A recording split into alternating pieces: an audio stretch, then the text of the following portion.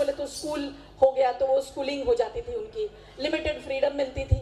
और मुझे लगता है जब एक बार स्कूलिंग कंप्लीट हो जाती थी तो उनको बिजनेस में, फैक्ट्री में या दुकान पे बिठा दिया जाता था। तो मैं यहाँ से शुरुआत करूँगी कि हम वरिष्ठ लोगों से कि वो ये हम बताएं कि ये जो बदलाव आया है उस समय और आज के समय में, तो ये विशेष बदलाव आप क्या पाते हैं पारिवारिक संवाद में? जी, डी टीम से आप जो भी चाहें, आप चारों में से जो भी बोलना चाहे। जी जी बिल्कुल। 70 साल की उम्र में मेरे साथ जो पीढ़ी जवान हुई है उनके एहसास को खूबसूरती से एक संदेश के माध्यम से बयान करता हूँ। मेरा हमेशा से यह मानना रहा है कि दुनिया में जितना बदलाव हमारी पीढ़ी ने देखा है वो ना तो हमसे पहले किसी पीढ़ी ने देखा है और न ही हमारे बाद आने वाली किसी पीढ़ी को देखने की संभावना भी लगती है। हम वो आखिरी पीढ़ी है जिसने बैलगाड़ी से लेकर सुपरसोनिक जेट देखे हैं, बैरंग खत से लेकर लाइव चैटिंग देखी है और असंभव से लगने वाली बहुत सी बातों को संभव होते देखा है। हम वो आखिरी पीढ़ी है जिसने कई बार मिट्टी के घरों में बैठकर परियों की, राजाओं की कहानी सुनी है, जमीन पर बैठकर खाना खाया है और प्लेट में चाय पी है। हम वो आखिरी लोग हैं जिन्होंने बचपन में मोहल्लों के मैदानों में अपने दोस्तों के साथ परंपरागत खेल गिल्ली डंडू, कबड्डी, छुआ छुपी, खो खो, कंचे, लंगड़ी टांग जैसे खेल खेले हैं। हम वो आखिरी पीढ़ी के लोग हैं जिन्होंने चिमनी, लालटेन, कम या बल्ब की पीली रोशनी में होमवर्क किया है और चादर के अंदर छिपाकर नावल भी पढ़े हैं। हम उसी पीढ़ी के लोग हैं जिन्होंने अपनों के लिए अपने जज्बात खतों के माध्यम से आदान प्रदान किए हैं और उन खतों के पहुंचने और जवाब के वापसी आने में कई महीनों का इंतजार भी किया है।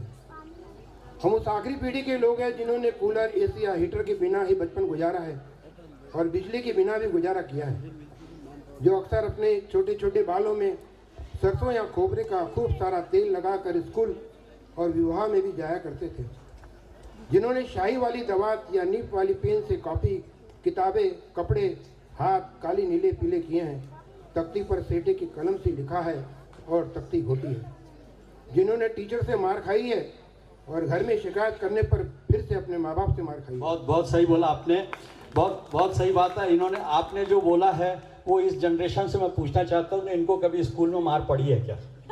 कभी किसी को स्कूल में मार पड़ी है क्या? बोलिए। कभी पड़ी है मार? है अच्छा, आजकल मार देने से और टीचर की छुट्टी हो जाती है, नौकरी चली जाती है उसकी। जी बहुत अच्छा।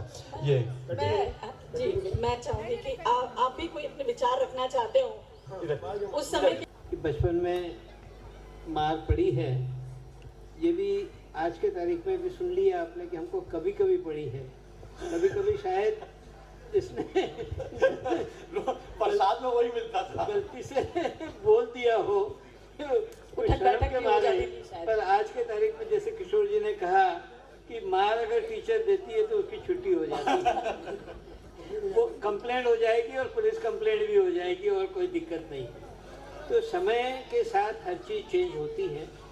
दुनिया में सिर्फ एक चीज़ बड़ी कांस्टेंट है जिसको हम कहेंगे चेंज, और जो चेंज मतलब बदलाव। हर उम्र के साथ बदलाव होता है। बदलाव ये कंटिन्यूशन प्रोसेस है और जब तक बदलाव नहीं होगा तब तक आप लेटेस्ट टेक्नोलॉजी, लेटेस्ट ट्रेंड इसको अडॉप्ट भी नहीं करेंगे। जी जरूर ये निश्चित कहता हूँ कि जैसे आज आप एआई के बारे में इतना सुन रहे हैं, जैसे इन्होंने कहा कि हम वो आखिरी पीढ़ी है जिन्होंने सब तरफ से देखा है, तो मैं भी कहना चाहूँगा कि एआई आज आप 2024-25 में सुन रहे हैं और मेरे को याद है मैंने एआई 1985 में सुना था।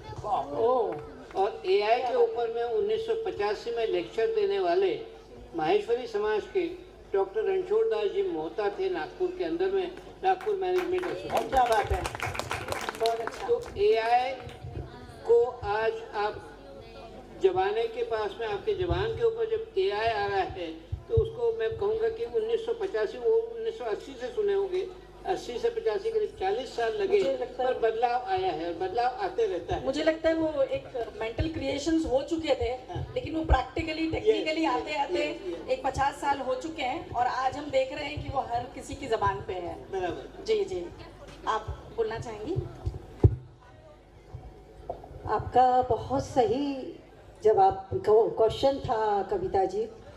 आज इतना बदलाव आ गया है। पहले हम देखते थे परिवार में 4 भाई रहते थे, संयुक्त परिवार था, एक दूसरे की इज्जत करते थे। और आज और दूसरी बात है, उस समय हमने समाज को भी देखा है, समाज में विचारों का मतभेद था। और आज उल्टा हो गया है, परिवार भाई भाई एक दूसरे के दुश्मन हैं। और समाज को देखेंगे तो समाज एक, कोई भी परिवार के ऊपर विपत्ति आती है, पूरा समाज एकजुट होकर खड़ा रहता है। किसी भी फील्ड में देखिए आप, तो आज कोई भी विषम परिस्थिति आती है, मेरा कहने का मतलब वही है कि वो परिवार के लिए पूरा समाज खड़ा रहता है। इतना परिवर्तन आया है, मैं ये करीबन 40 साल से देख रही हूँ। बहुत अच्छा, धन्यवाद। इस सेशन को थोड़ा आगे। जीत नहीं है, कुछ पा लेना जीत नहीं है, और कुछ खो देना हार नहीं है। कुछ पा लेना जीत नहीं है और कुछ खो देना हार नहीं है। केवल समय का प्रभाव है, केवल समय का प्रभाव है, और परिवर्तन तो समय और जीवन का स्वभाव है। हम आगे बढ़ते हैं, चलते हैं युवा वर्ग की तरफ। अब मैं ये पूछना, हम ये जानना चाहेंगे, हम सभी लोग जानना चाहेंगे कि आप जो अभी संवाद करते हैं, बातें करते हैं, अपनी कम्युनिकेशन करते हैं, क्या वो कंप्लीट हो पाता है? क्या आप अपने इमोशंस को जिस तक पहुंचाना चाहते हैं, चैटिंग के थ्रू या जैसे भी आप जो बातचीत करते हैं, क्या वो कर पाते हैं, कंप्लीट हो पाता है कम्युनिकेशन? जी आनंद। आज का जो समय है काफी फास्ट पेस समय है। जी। सब लोग हम अपने भागदौड़ में लगे रहते हैं। उस बीच बहुत बार ऐसा होता है कि हमें जो बातें करनी होती है, हम टेक्स्ट मैसेजेस व्हाट्सएप वगैरह के थ्रू करते हैं, एंड उससे हम कई बार ऐसा होता है कि हम बोलना कुछ और चाहते हैं और जो मैसेज जाता है वो पूरी तरीके से हमारे जा नहीं पाते हैं। इसीलिए कम से कम जब हम घर वालों से बात करते हैं, हमारे क्लोज फ्रेंड्स से बात करते हैं, तो हम प्रेफर करते हैं कि फ़ोन पे बात करें, ताकि हम जो सच में मीन करते हैं वही वो बात पहुँचे। और जब हम किसी दूसरे दोस्तों से बात करते हैं तो टेक्स्ट मैसेजेस पे ज़्यादा रिलाई करते हैं। मतलब क्या आप ये समझते हैं कि जो आप बात करना चाहते हैं वो कंप्लीट कर पाते हैं जो आप माध्यम यूज करते हैं? मिसअंडरस्टैंडिंग के चांसेस ज़्यादा होते हैं। बहुत सही, जी, बहुत जी। सही। मिसअंडरस्टैंडिंग हो सर। जाती है। भाई आप जी, दूसरे ये को- यंगस्टर से मैं पूछना चाहता हूँ कि आप लोग पेरेंट्स को, मम्मी पापा को खास तौर से परिवार में कितना टाइम दे पाते हैं 24 घंटे में से? ईमानदारी से बोलिएगा। मम्मी यहीं बैठी है। जैसे अब कॉलेज में रहते हैं तब तो इतना नहीं दे पाते हैं। मुश्किल से दिन में कभी बात हुई या एक हफ्ते में 3-4 बार बात होती है, तो 1 घंटे तक होती होगी, ज़्यादा नहीं। मतलब हाँ, बहुत सही। बिटिया से बोलेंगे, क्या बोलती है? जैसे स्कूल कॉलेजेस में इन्होंने सही बताया कि तब टाइम नहीं दे पाते थे, उसके बाद जब जॉब करने लगे उसके बाद से और कम टाइम देने लगे हमारे पेरेंट्स को। थक के आते हैं और घर पे कुछ मतलब हम ही थक जाते हैं, इसलिए हम टाइम नहीं दे पाते। तो आप क्या प्रेफर करते हैं, मतलब बातचीत में क्या प्रेफर करते हैं, या आपके माँ बाप किस चीज के जानने के उत्सुक रहते हैं? आपका दिन कैसा गया, आपको कैसा लगा, बट हम वो भी उनसे उतनी भी बात नहीं कर पाते, जो कि गलत है, हम समझते हैं। मतलब समय का अभाव आपको रोकता है? रोकता है, करेक्ट। क्या आप यदि चाहें और यदि आपको ऐसा कोई समय मिले तो आप ये करना चाहेंगे, बताना चाहेंगे अपनी जिंदगी, और शेयर करके, साझा करके आप रिलैक्स होना चाहेंगे? बिल्कुल, ऐसा बिल्कुल हम करना चाहेंगे। ये जनरेशन तो बिल्कुल करना चाहेगी अगर ऐसा टाइम मिले तो। जी जी। मैं एक चीज पूछना चाहूंगा, ऑन एन एवरेज 3 से 4 घंटे हर व्यक्ति जो है व्हाट्सएप पर रहता है। अब ये 3 से 4 घंटे जो व्हाट्सएप पे रहते हैं, क्या ये अति नहीं है उस व्हाट्सएप के साथ में? हम उसमें से अगर आधा घंटा 15 मिनट अपने घर वालों को, परिवार को दे, तो कहीं कटौती होंगी क्या किसी चीज में? इतना ही पूछना चाहता हूँ। ये मैं बी कैटेगरी में पूछना चाहता हूँ, आप व्हाट्सएप पे कितना टाइम देते हैं? परिवार को नहीं दे सकते उसमें का टाइम। कीमत पे जाता है और अभी तो ये सिचुएशन भी रहती है कई बार कि घर में संवाद नहीं होता, सुबह भी सबकी फास्ट लाइफ है, कुछ बातें व्हाट्सएप पे करना पड़ती है।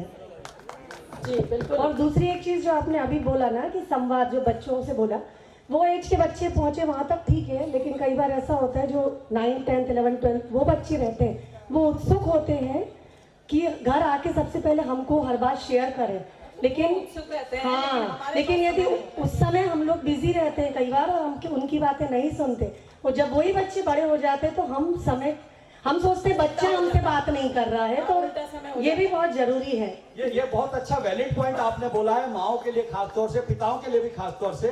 बच्चे जिस समय में आपको टाइम दे तब कृपया करके आप उनके टाइम का इस्तेमाल करिए और उनको आदर सत्कार के साथ, छोटे भी है लेकिन उनको आदर सत्कार रखिए और उनसे बातचीत पूरी करिए। मेरे बच्चे भी है, ये हकीकत है, ये मतलब मेरी भी रियलिटी है। कई बार मैं नहीं सुन पाती, बोले मम्मी आप बात सुन रहे हो कि नहीं सुन रहे, होता है, फिर मुझे रियलाइज होता है नहीं, बच्चों को हम अभी समय नहीं देंगे तो कल जाके बच्चे हमें बिल्कुल समय नहीं देंगे जब हमें जरूरत होगी एक्चुअल उनकी। यही सवाल मैं आगे की कैटेगरी से पूछता हूँ। इनके बच्चे बड़े हो चुके हैं, इनके बच्चे छोटे हैं, इनके बच्चे कॉलेज में और प्रोफेशन में भी चले गए, तो ये सवाल आपके लिए। बहुएं आ रही हैं, बेटियां बड़ी हैं। भैया हम लोगों की जो पीढ़ी है ना वो बीच में फंसी है।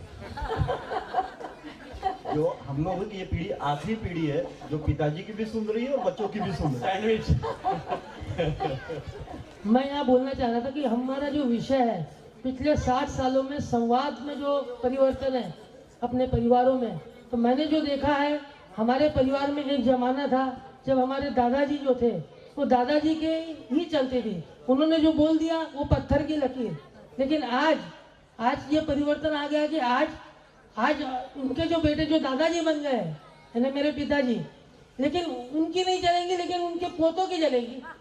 मैं महत्वपूर्ण जो निर्णय है वो आज पोते पोतियां लेते हैं और पहले के जमाने में दादाजी ने जो बोल दिया वही पत्थर की लकीर हुआ करती थी। मैं ये कहूंगी वहाँ दादाजी उस समय बोलते नहीं थे, सिर्फ आंखें दिखा देते थे, वो काफी होता था कि क्या बोलना चाहते हैं। बिल्कुल सही बोल रहे हैं। मेरा ये मानना है कि संवाद में हम बहुत ज्यादा क्लियर थे। पहले हम बड़ों से हर एक चीज छोटी से बड़ी पूरी पूछ के करते थे।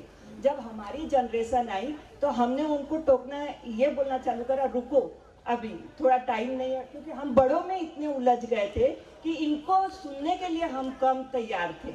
इसी वजह से हमारे साथ ये सैंडविच वाला जो बात आया ना वो आया है हमारे साथ सर। जी मुझे लगता है बिल्कुल बात आप कुछ बोलना चाहती हैं। हम बी टीम की तरफ जाएंगे।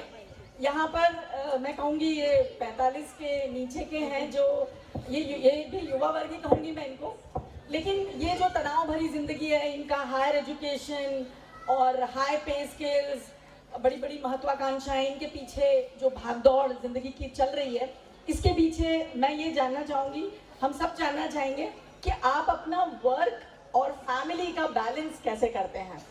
आपका फैमिली और काम का बैलेंस आप किस तरीके से करते हैं।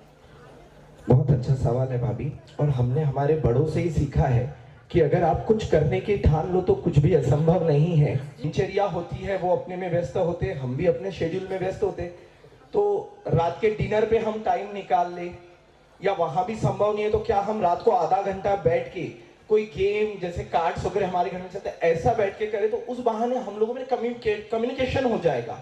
दिन भर लाइफ में क्या चल रहा है एक दूसरे से चर्चा हो जाती है। बहुत बढ़िया। तो ये इन माध्यमों से हम प्रयास कर सकते हैं और वर्तमान में कर रहे हैं कि इस प्रकार से हम बच्चों को टाइम दें और उनके लाइफस्टाइल को जानने का सिर्फ कोशिश करें ताकि उनके साथ भी हम कंधे से कंधा मिला के चल सकें। हिमांशु ने बहुत अच्छी बात बोली है। निशी भाभी, एकता भाभी, हिमांशु ने बहुत अच्छी बात बोली है। मैं यहाँ 16 लोग बैठे हुए, इनसे पूछना चाहता हूँ कितने लोग रोज एक टाइम का खाना साथ में खाते, सिर्फ हाथ उठाएंगे वो लोग।